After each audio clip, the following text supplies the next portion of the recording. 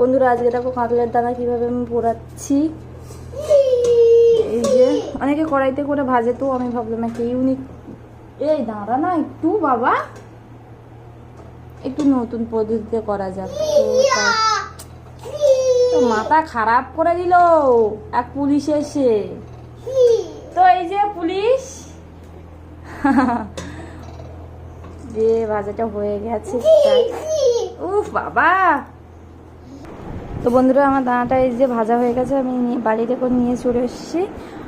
আর তারপরে একটু ঠান্ডা হয়ে গেলে এটাকে ছাড়াবো। তো চলো বন্ধুরা এগুলো এবার ছাড়িয়ে নিই। গরম পাপা, হাত দিস না।